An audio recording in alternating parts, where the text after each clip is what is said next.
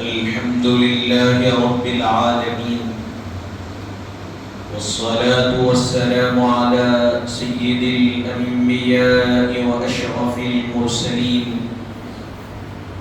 وعلى آله الطيبين الطاهرين وأصحابه الأكرمين الأفضلين وأولياء أمته أجمعين إلى يوم الدين. أما بعد، فقد قال الله تبارك وتعالى في القرآن المجيد والفرقان الحميد: أعوذ بالله من الشيطان الرجيم، بسم الله الرحمن الرحيم. إنما يريد الله ليذهب عنكم الرجس أهل البيت ويطهركم تطهيرا. صدق الله العظيم. وقال تعالى في مقام آخر: قل لا أسألكم عليه أجرا إلا المودة في القربى. قال الله تبارك وتعالى في شأن حبيبه: إن الله وملائكته يصلون على النبي يا أيها الذين آمنوا صلوا عليه وسلموا تسليما. اللهم صل على سيدنا ومولانا محمد النبي الأمي العالي الحبيب القدر العظيم الجاه وعلى آله وأصحابه وبارك وسلم. صلاة وسلاما عليك يا رسول الله وعلى آلك وأصحابك يا نبي الله صلى الله تعالى عليه وسلم. ہر ابتدا سے پہلے، ہر انتہا کے بعد، ہر ابتدا سے پہلے، ہر انتہا کے بعد ذات نبی بلند ہے، ذات خدا کے بعد. دنیا میں ہے جتنے لوگ احترام کے قابل، سب کو مانتے ہیں، لیکن محمد مصطفیٰ کے بعد قتل حسین اصل میں مرگ یزید ہے. اسلام زندہ ہوتا ہے ہر کربلا کے بعد. حاضرین و سامعین اکرام، السلام علیکم ورحمۃ اللہ وبرکاتہ. پروردگار عالم کا کروڑا شکر اور احسان ہے کہ اللہ تبارک و تعالی نے ہم تمام کو آقا کریم رؤوف الرحیم حضور سید عالم نور مجسم گلشن ہستی کی اولین فصل بہار، درستار نبوت کے آخری تاجدار مدنی سرکار سیدنا محمد مصطفیٰ احمد مجتبیٰ صلی اللہ علیہ وآلہ وسلم کی امت بابرکت میں پیدا فرمایا ہے. اور اللہ تبارک و تعالیٰ کا احسان عظیم ہے کہ اس نے اس پرفتن اور پرآشوب دور میں اہل سنت والجماعت کے عقائد سے وابستہ اور اس پر قائم و دائم فرمایا ہے. حاضرین محترم، ماہ محرم الحرام کا مہینہ چل رہا ہے اور اس ماہ مبارکہ میں آپ اور ہم اہل بیت اطہار بالخصوص سیدنا امام حسین شہید اعظم سید الشہداء رضی اللہ عنہ کے فضائل و مناقب اور آپ کے واقعات کربلا کو سماعت کرتے ہیں. اور گزشتہ جمعہ ہم نے اس میں سے اہم چیزوں کی طرف نظر ڈالنے کی کوشش کی ہے. حاضرین محترم، یہ دین اسلام کی نشر و اشاعت میں اس کے پھیلنے، پھولنے، اس کے تر و تازہ ہونے اور اس کے بقا میں، اس کے باقی رہنے میں جن نفوس قدسیہ کی محنت اور جہد مسلسل اور قربانیاں جانثاریاں شامل ہے وہ اہل بیت اطہار ہے۔ دین اسلام کی بنیادیں اور اس کا جو فاؤنڈیشن اگر کہا جائے تو غلط نہیں ہوگا کہ اس کا جو فاؤنڈیشن ڈالا گیا اس کی بنیادوں میں، اس کے فاؤنڈیشن میں اہل بیت اطہار کی قربانیاں اور ان کا خون شامل ہے۔ کسی بھی عمارت کے قوی اور مضبوط رہنے کے لیے، ٹھہرنے کے لیے اس کی بنیاد کا مضبوط ہونا ضروری ہے۔ اگر کسی جگہ پر بنیاد مضبوط نہیں ہے اور اس پر عمارت بنائی گئی تو مضبوط بنیاد نہ ہونے کی وجہ سے وہ عمارت بھی مضبوط نہیں رہتی۔ عمارت کے مضبوط رہنے کے لیے، ایک اسٹرکچر کے مضبوط رہنے کے لیے اس کی بنیادوں کا، اس کے فاؤنڈیشن کا مضبوط ہونا ضروری ہے۔ اگر وہ مضبوط ہے تو عمارت آپ جتنی بڑی بنا لیں اتنی مضبوطی اس میں پیدا ہوتی ہے، قائم رہتی ہے۔ اگر عمارت مضبوط ہے، فاؤنڈیشن مضبوط نہیں تو پھر عمارت مضبوط نہیں۔ اور عمارت اگرچہ کہ مضبوط نہیں ہے لیکن فاؤنڈیشن، بنیاد مضبوط ہے تو عمارت مضبوط ہے۔ تو اسی طرح اہل بیت اطہار کی محبت یہ اسلام کی بنیادوں میں ہے، اور اسلام کے بنیادی چیزوں میں اہل بیت اطہار کی محبت ہے۔ اگر یہ محبت مضبوط ہے، اس میں انسان کامل ہے، تو پھر اس کے بعد وہ اسلام کی، ایمان کی جتنی عمارت کو وہ تعمیر کر لے وہ اس کے لیے فائدہ مند ہے، اس کو نفع دینے والی۔ اگر یہ بنیاد مضبوط نہیں ہے، عمارت بنائی جا رہی ہے، عمارت کیا ہے؟ نماز ہے، روزہ ہے، حج ہے، زکوٰۃ ہے، یہ ساری چیزیں عمارت ہے۔ اگر بنیاد مضبوط نہیں ہے، عمارت بنا رہے ہیں تو بنیاد کے مضبوط نہ ہونے کی وجہ سے عمارت کا ٹھہرنا محال اور مشکل ہے۔ اور اگر بنیاد مضبوط ہے، اب جتنی عمارت آپ بناتے جائیے، جتنی عمارت آپ تعمیر کرتے چلے جائیے، بنیاد کے مضبوط ہونے کی وجہ سے عمارت بھی مضبوط رہ جاتی ہے۔ تو حاضرین محترم، بنیاد کیا ہے؟ رسول اللہ کی محبت، اہل بیت پاک کی محبت، یہ اسلام کی بنیاد ہے۔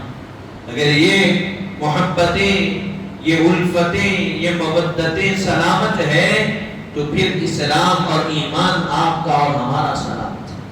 حاضرین محترم، حضرت سیدنا امام حسین رضی اللہ عنہ اسی اہل بیت اطہار میں سے ایک فرد ہے۔ آپ کے متعلق ہم نے گزشتہ جمعے کو سنا، آپ کی قربانیوں کے بارے میں، آپ کی جانثاریوں کے بارے میں، آپ کے مقام اور مرتبے کے بارے میں حضرت محدث دکن سیدی عبداللہ شاہ نقشبندی قادری مجددی رحمت اللہ علیہ اپنی کتاب شہادت نامے میں لکھتے ہیں کہ آپ کا حلم اور آپ کی بردباری کا، ہم نے آپ کی عظمتیں سنی، آپ کی قربانیاں سنی، آپ کی بردباری کے بارے میں لکھتے ہیں کہ آپ اپنے گھر میں بیٹھے ہوئے ہیں، حضرت امام حسین رضی اللہ عنہ آپ کے گھر میں دعوت ہو رہی ہے، آپ کے بڑے بھائی حضرت امام حسن بھی تشریف فرما ہیں اور دیگر مہمانان آپ کے گھر میں آئے ہوئے ہیں، اور دسترخوان بچھا ہوا ہے، دسترخوان پر کھانا تناول کرنے کے لیے حضرت امام حسن، حسین اور دیگر مہمان بیٹھے ہوئے ہیں۔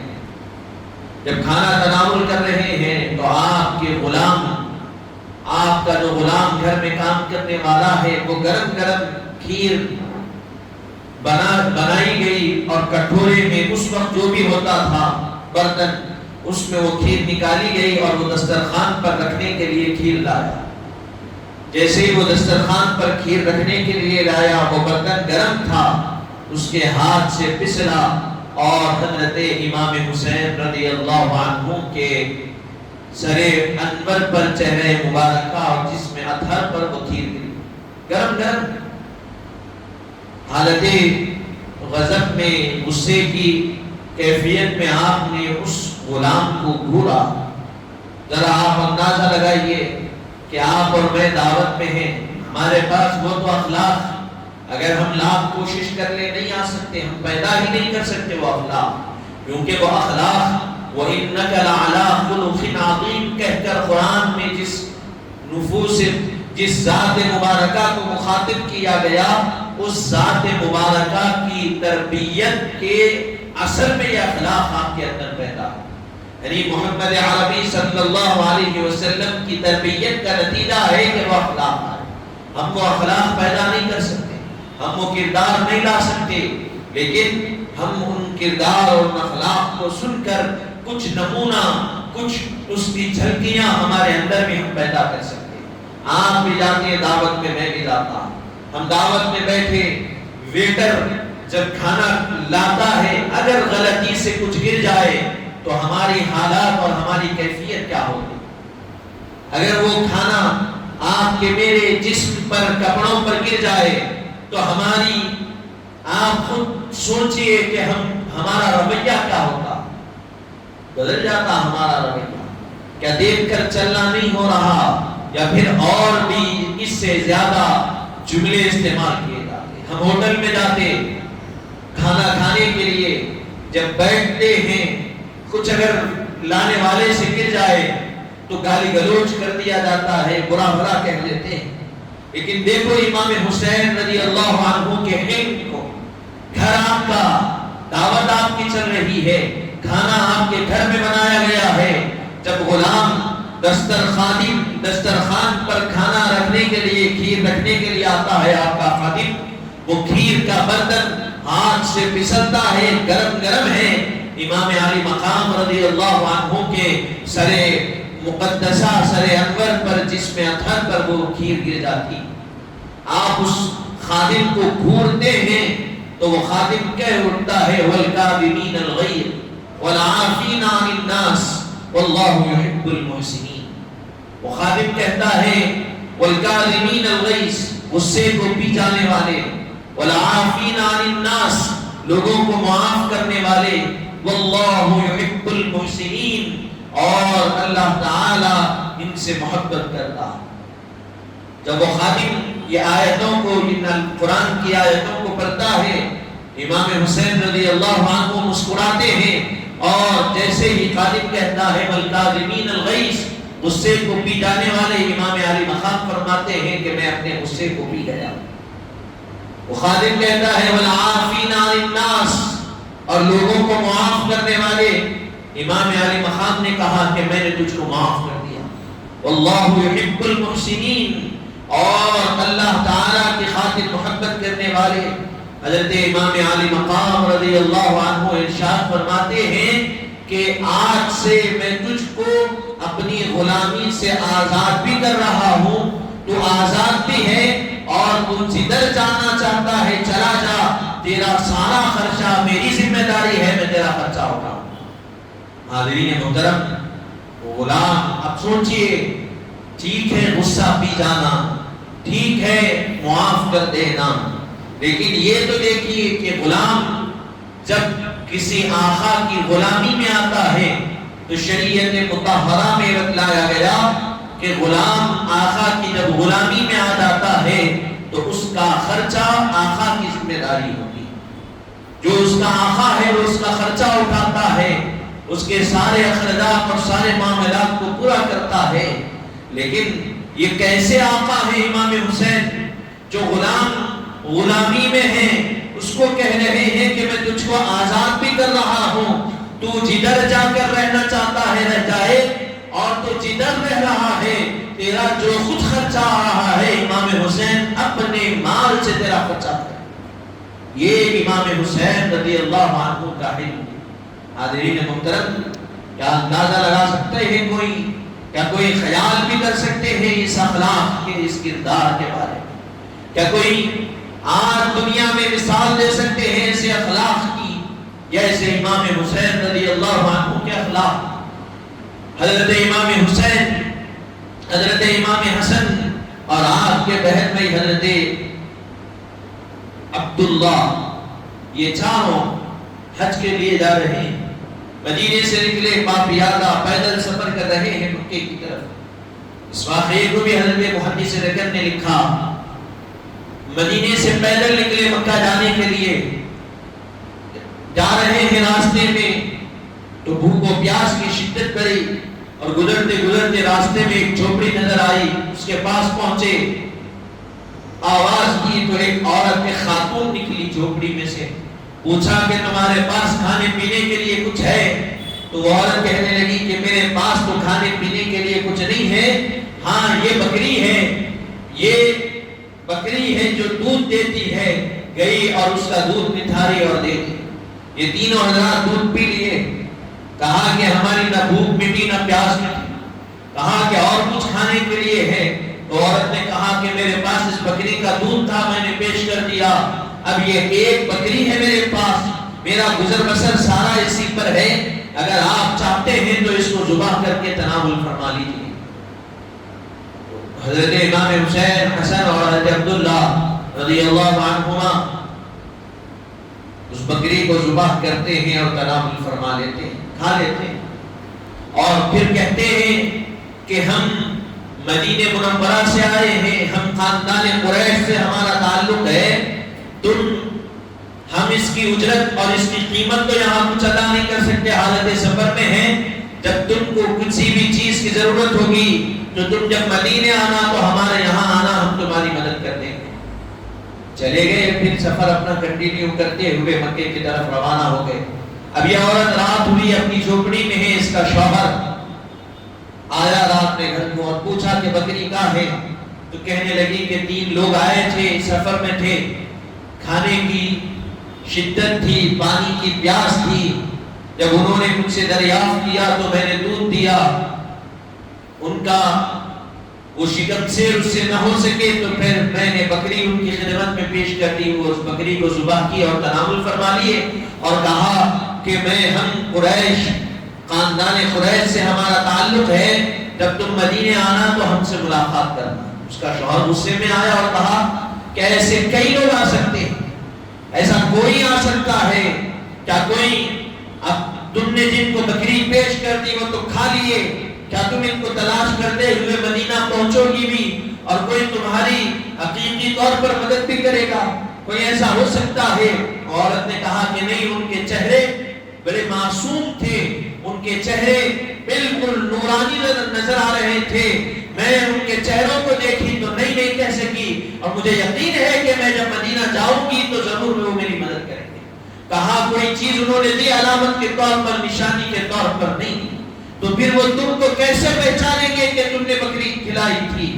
یا پھر وہ تم ان کو کیسے پہچانو گی؟ کوئی نشانی نہیں ہے، کوئی علامت نہیں۔ بہرحال شوہر غصے میں آیا، بہرحال وہ رات گزر گئی۔ وہ خاتون کہتی ہے کہ وہ دن کے بعد سے ہم، وہ جو ایک ہمارا سہارا تھا بکری، وہ بھی ختم ہو گئی، اب فاقے بڑھ گئے، اب ہماری حالت پہلے سے ہماری حالت بالکل ایسی نہیں تھی کہ جو ہمارے لیے خیر کا سبب بنے، بلکہ اور حالات ہمارے لیے خراب ہوتے گئے، ناسازگار بنتے گئے۔ وقت گزرا، ایک وقت ہم کوشش کرتے رہے، پھر اس کے بعد ہم مدینہ آ گئے، اور مدینہ جب پہنچے حالات ایسے ہو گئے کہ مانگنے پر، لوگوں کے سامنے ہاتھ پھیلانے پر ہم مجبور ہو گئے۔ لوگوں کے سامنے ہاتھ پھیلاتے، مانگتے، فریاد کرتے، اور لوگ جو کچھ مانگنے پر دے دیتے اس سے ہمارا گزر بسر ہو جاتا۔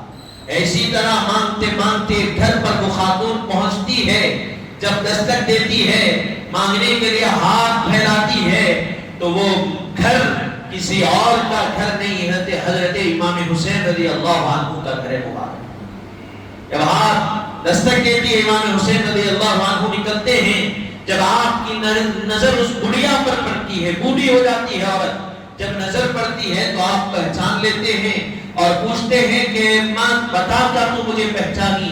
کہتی ہے کہ میں نہیں پہچانی، آپ کون ہیں؟ کہا کہ آپ گھر میں آ جائیے۔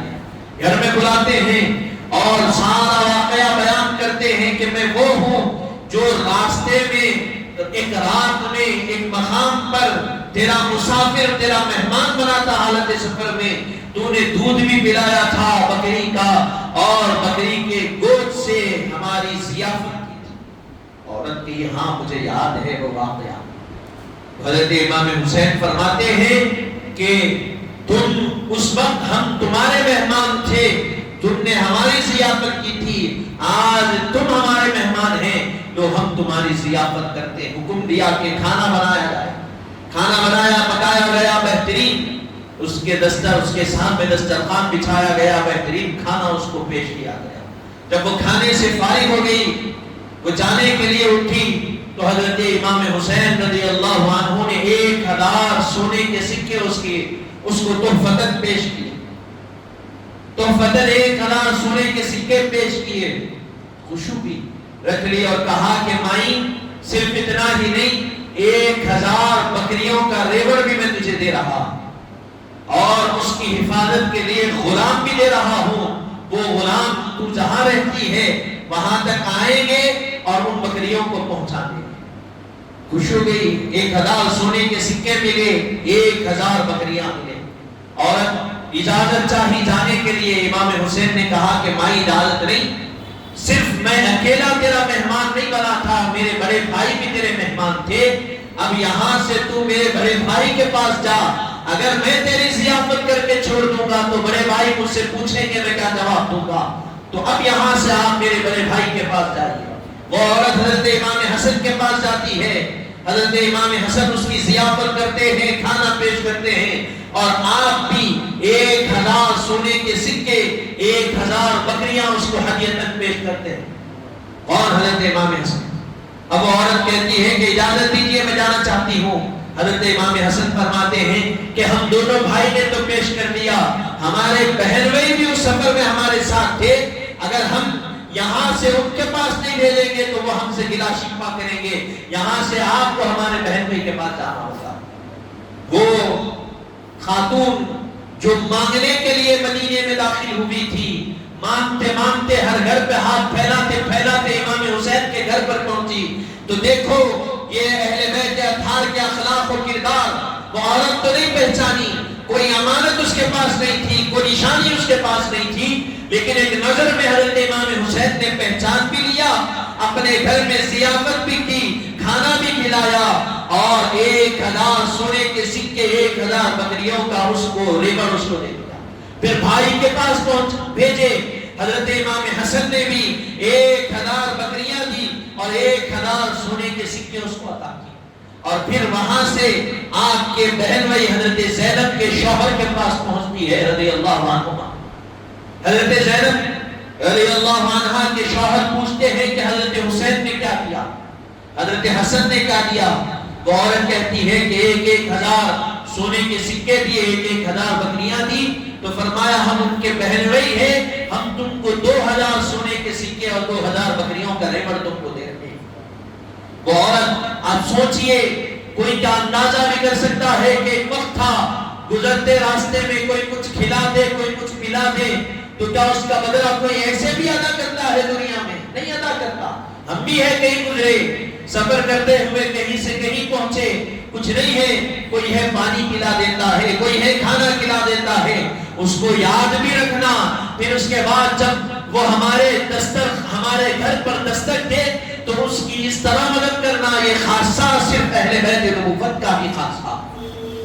حاضرین محترم، وہ عورت جو مانگنے کے لیے مدینے میں داخل ہوئی، اب رات ہو رہی ہے، اپنے شوہر کے گھر پر جب پہنچتی ہے تو 4000 سونے کے سکے، 4000 بکریوں کا ریوڑ لے کر پہنچتی ہے، اور اس اپنے شوہر سے کہتی ہے کہ دیکھو یہ وہی لوگ تھے جو ہمارے گھر مہمان بنے تھے، ہم نے ان کو بکری کا دودھ پلایا تھا، گوشت کھلایا تھا، تم کہتے تھے کہ وہ کیسے پہچانیں گے اور کیسے مدد کریں گے، یہ نبی پاک کا خانوادہ ہے، جب انہوں نے مجھے دیکھا تو پہچان بھی لیا اور میری مدد بھی کی، آج آئی تو ہاتھ پھیلانے پر تھی، لیکن اب واپس گھر لوٹ رہی ہوں تو 4000 سونے کے سکے اور 4000 بکریوں کا ریوڑ لے کر لوٹ رہی ہوں، یہ اہل بیت کی سخاوت ہے۔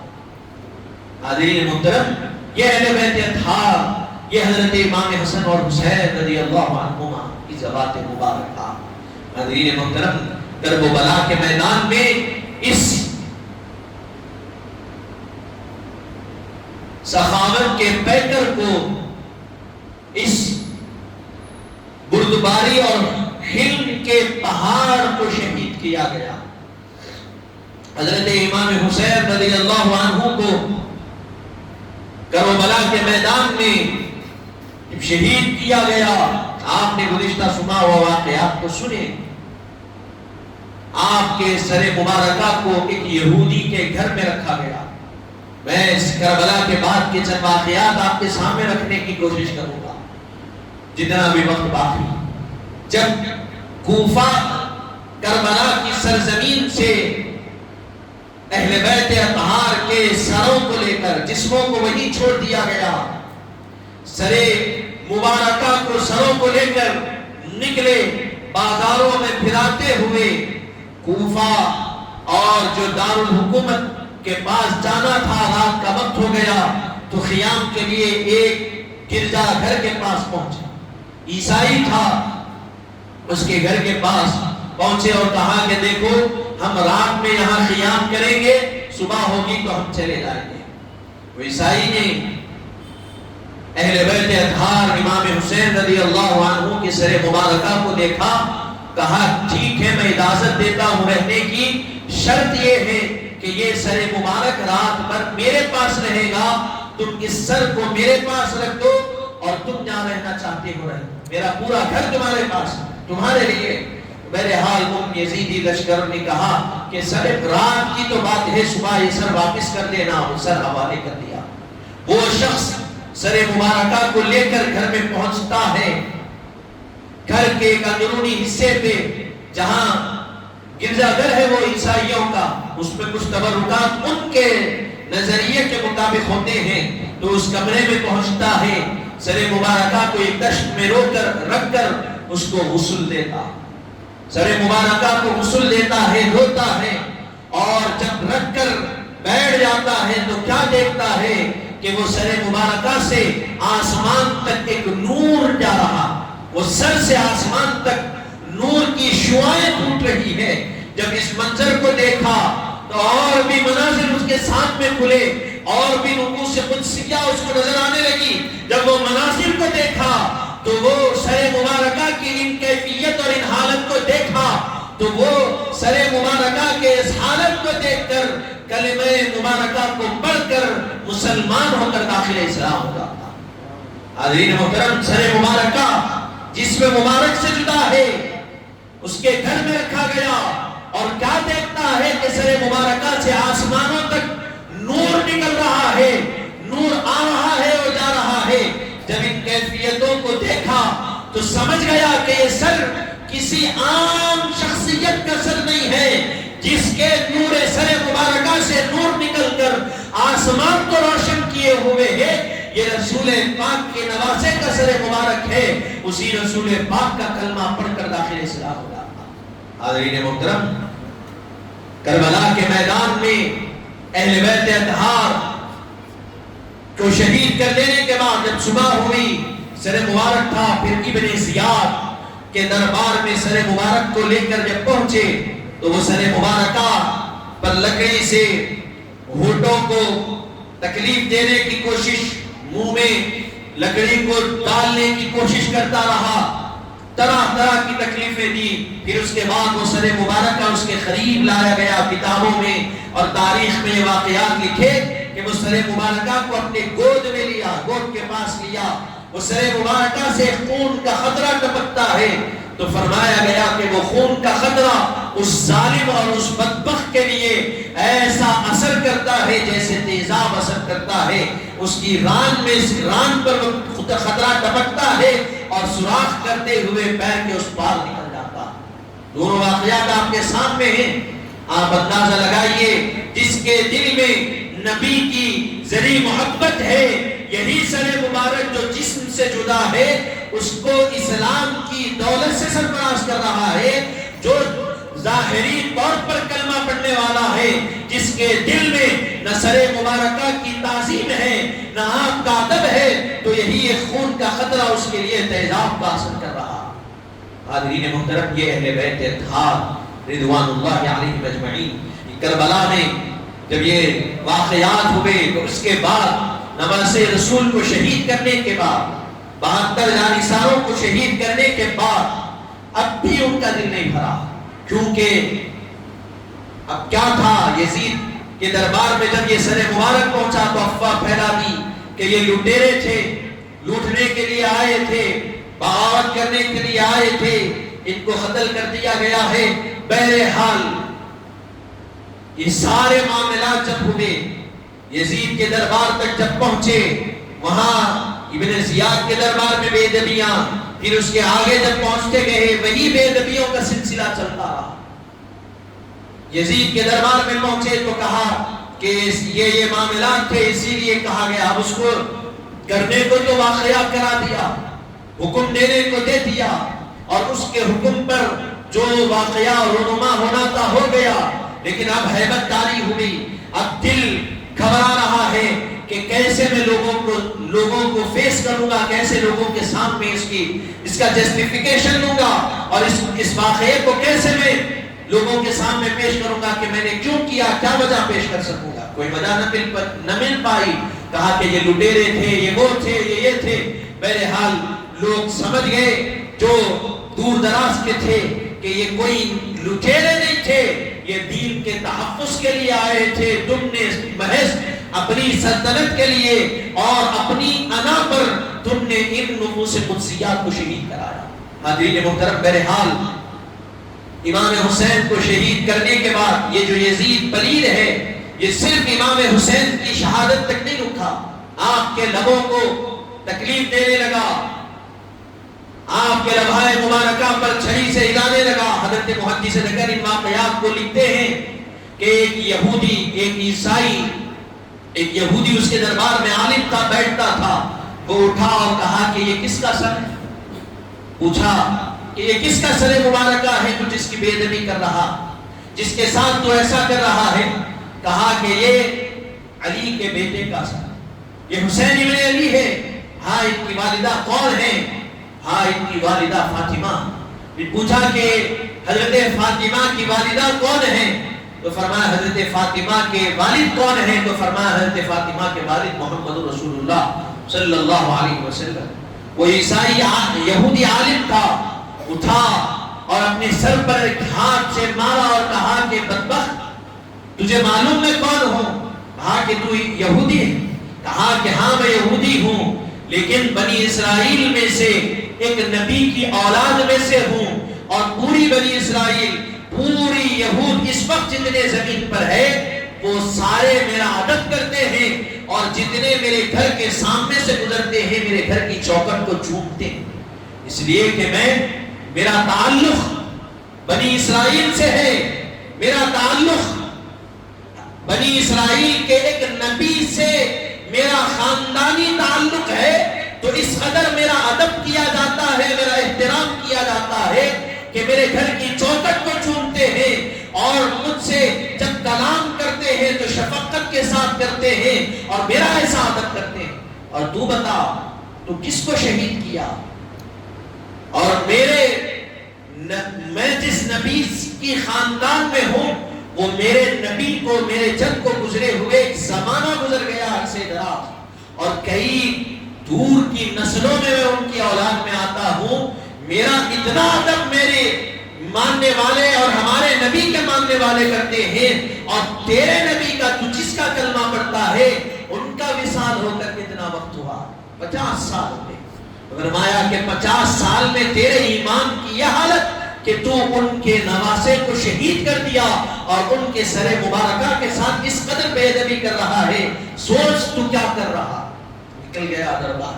اسی طرح ایک عیسائی کہنے لگا کہ میرے پاس حضرت عیسیٰ علیہ السلام جو گھوڑے پر سفر کرتے تھے، اس گھوڑے کے قدم کے جہاں پیر رکھتا تھا اس کے نیچے کی مٹھی، وہ روایتوں کے ساتھ خاندان در خاندان، نسل در نسل ہمارے آبا و اجداد سے ہوتے ہوئے وہ مٹی میرے پاس پہنچی، اس کا اتنا ادب پوری عیسائی قوم کرتی ہے کہ اس کے زیارت کے لیے بھی آتی ہے، اور پھر اس مٹی کے ہونے کی وجہ سے میرا احترام، میری عزت کرتی ہے، اور مجھے کسی بھی چیز کی ضرورت ہو تو میری حاجت کو پورا کرتی ہے۔ اور تو کیا کیا؟ تو جس نبی کا کلمہ پڑھتا ہے اسی نبی کے نواسے کو شہید کر دیا، حالانکہ کل کا دور نہیں گزرا تھا کہ تم جس نبی کا کلمہ پڑھتے ہیں وہ مثال کر کے گزرا۔ سوچ تو نے کیا کیا۔ حاضرین محترم، یہ اس کے دربار کے درباری اس کو سبق دے رہے ہیں، اس کو لمحہ فکر دے رہے ہیں کہ تو نے جو واقعہ کیا، تجھ سے جو واقعہ سرزد ہوا، تو ذرا غور و فکر کر کہ تو نے کون سا عمل کیا، تو نے کیا واقعہ۔ صرف یہ نہیں، اب اس کے بعد ایک شخص کو بلایا اور کہا کہ میں تجھ کو مدینے کا گورنر بنا رہا ہوں، فوج لے، 20,000 کا لشکر اس کے ماتحت کر دیا اور کہا کہ مدینے کی طرف جاؤ۔ کیونکہ مدینے والے اس کی بیعت سے انکار کیے تھے، کہا کہ مدینے جاؤ، اور مدینے پہنچ کر جب مدینے پہنچنا تو مدینے میں جتنے لوگ ملیں گے ان کا قتل کرنا۔ تاریخ کی کتابوں میں لکھا گیا جب یہ قافلہ مدینے منورہ پہنچا تو 17,000 صحابہ کرام، 1700 صحابہ کرام، جس میں مہاجر بھی ہے اور انصار بھی ہے، جلیل القدر صحابہ ہے، ان کو قتل کیا گیا۔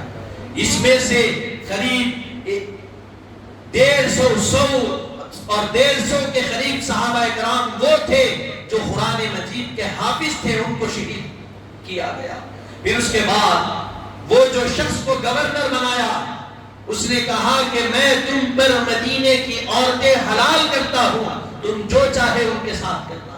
بہرحال تاریخ کی کتابوں میں ایسے واقعات لکھے گئے صحابہ کرام کے بارے میں، فرمایا گیا کہ مدینے منورہ کو بند کر دیا گیا، مسجد نبوی کو قفل لگا دیا گیا۔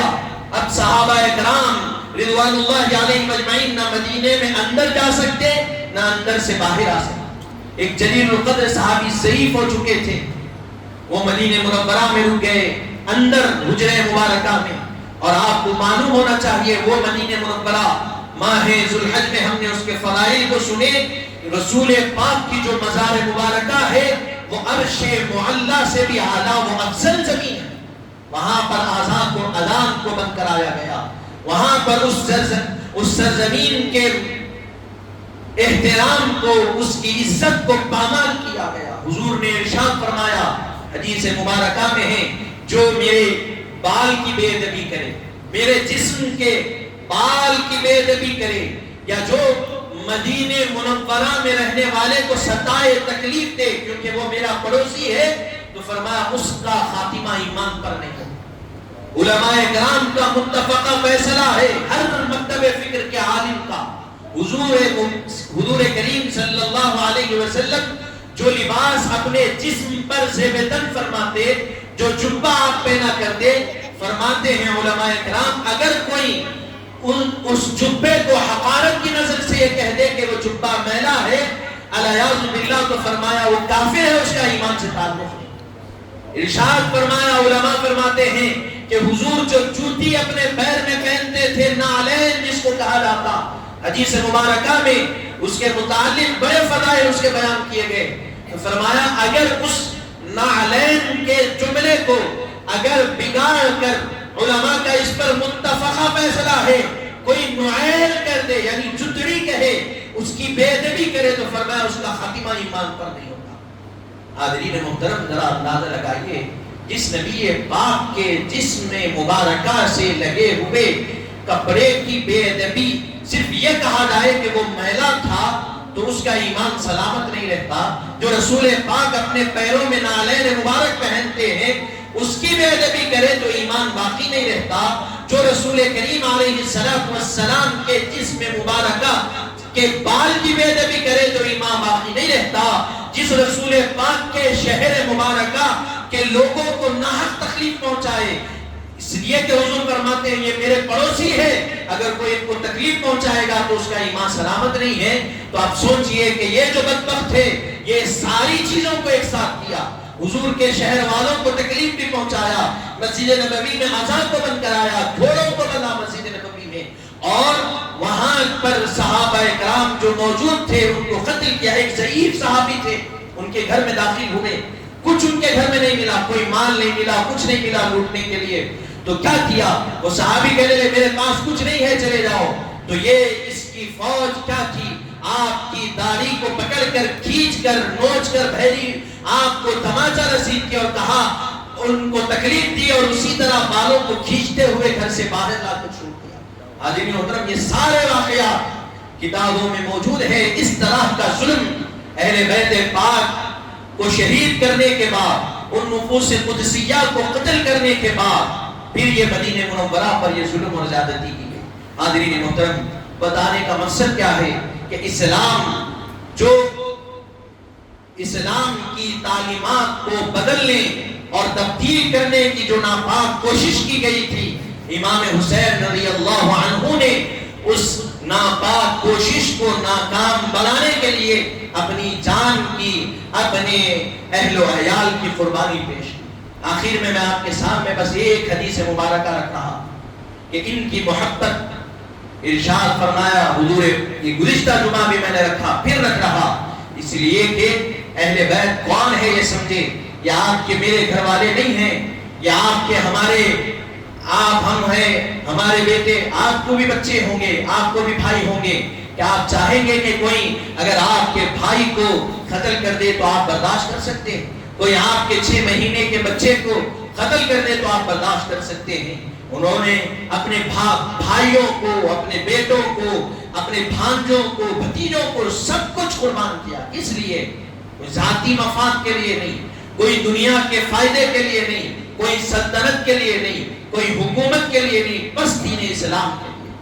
حاضرین محترم، اللہ تبارک و تعالیٰ کے حبیب صلی اللہ علیہ وسلم ارشاد فرماتے ہیں، آخری حدیث مبارکہ بیان کر کر اپنی بات کو تمام کر رہا ہوں، احب اللہ لما یخطوکم من نعمی، اللہ سے محبت کرو اس لیے کہ اللہ تعالیٰ تم پر بے پناہ نعمتوں کو تم کو عطا کرتا۔